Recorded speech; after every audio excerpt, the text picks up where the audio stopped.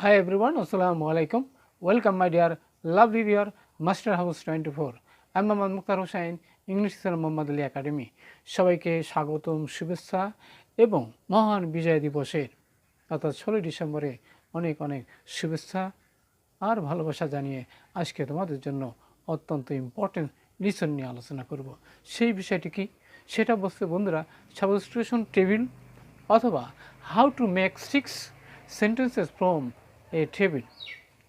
তোমরা যারা 6 থেকে 12 ক্লাসে রয়েছো সবারই কিন্তু এই টেবিল রয়েছে, আর টেবিল থেকে আমরা A column, B column, C column এই সেন্টেন্সটা কীভাবে আমাদের ম্যাচিং করতে হয় আজকের ভিডিও থেকে আমরা সেই বিষয়টি জানব।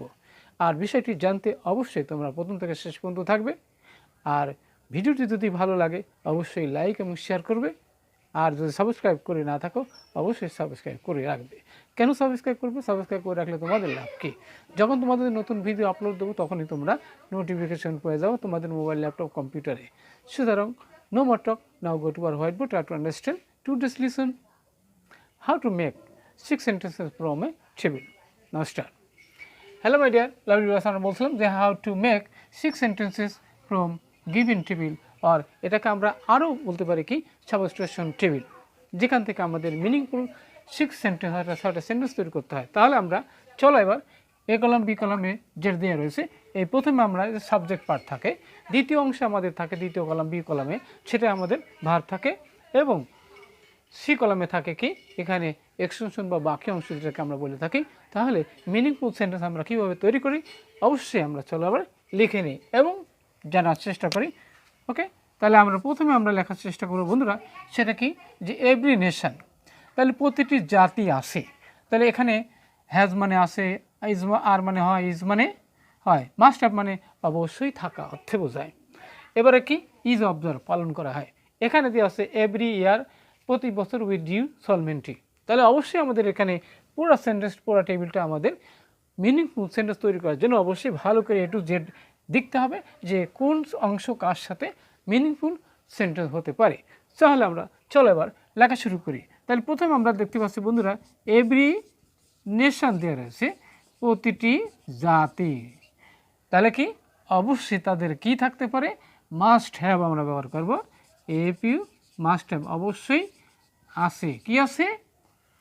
মাস্ট হ্যাভ আছে কি আমরা জানি যে কি সাম গ্লোরিয়াস ডেজ আমরা বলতে পারি, প্রতিটি জাতির আছে অবশ্যই তাদের গৌরবময় কিছু দিন আছে। যেমন আমাদের বলতে পারি কি 16 ডিসেম্বর আমাদের একটি জাতীয় দিবস, 26শে মার্চ আমাদের একটি কি স্বাধীনতা দিবস।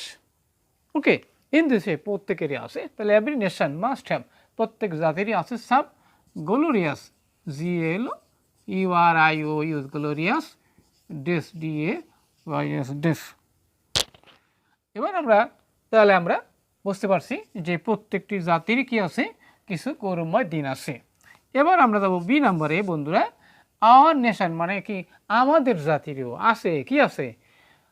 হ্যাজ মানে আছে। তাহলে আমরা বলতে পারি কি আওয়ার নেশন মানে কি আমাদের জাতিরও কি আছে, হ্যাজ মানে কি আছে। তাহলে হ্যাজ আছে, কি আছে? আছে কি যে অলসো আমরা বলতে পারি আরও আছে, আমাদেরও আছে। তাহলে আওয়ার নেশন হ্যাজ সাম, তাহলে আমাদেরও আছে সাম কি গ্লোরিয়াস, GLORIOUS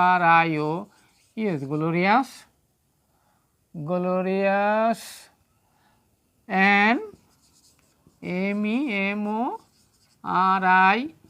মেমোরেবল ডেজ। তাহলে আমাদেরও কি কিছু গৌরবময় এবং মেমোরেবল স্মৃতি দিনগুলো আছে, যেটাকে আমরা বলতে পারি বন্ধুরা সেই দিনগুলো কি কি হতে পারে। তাহলে এখানে দিস ডেজ মানে কি এই দিনগুলো হয়, দিস ডেজ মানে এই দিনগুলো। এখানে বহুবচন হলে কি ইজ হবে না আর হবে? তাহলে হতে, তাহলে এখানে বহুবচন হবে, তাহলে আমরা লিখবো আর। তাহলে সেগুলো কি কি? সেগুলো আছে 21 কি ফেব্রুয়ারি, FEBRUARY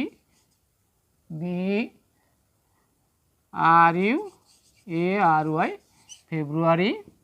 তারপরে 26 মার্চ, MRCH। তারপরে আমরা বলতে পারি 6 ডিসেম্বর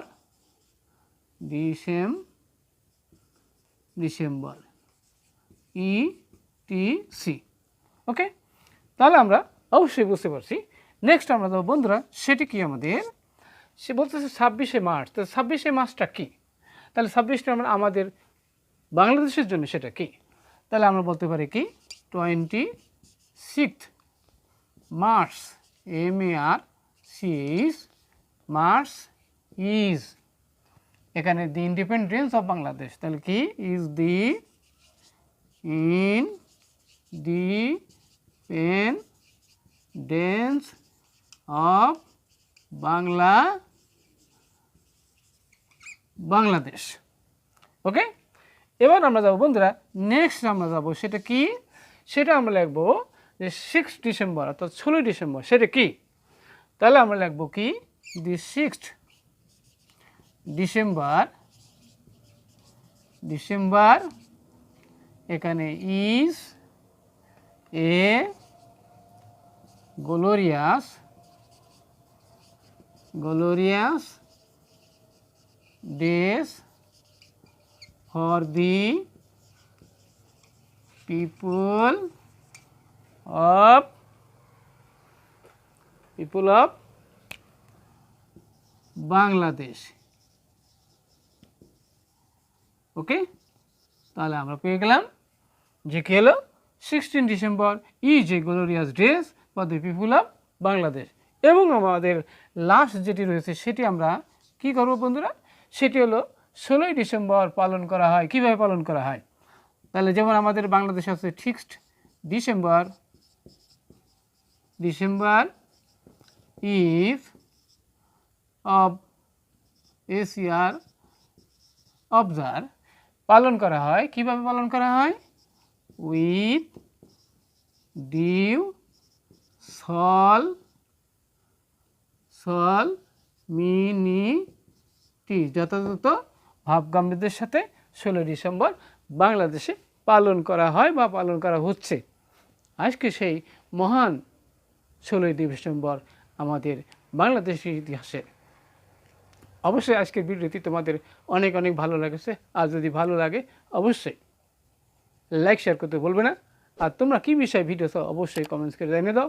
সবাই আবার এই 16 ডিসেম্বরে শুভেচ্ছা, ভালোবাসা এবং অভিনন্দন জানিয়ে এখানে শেষ করছি। আসসালামু আলাইকুম।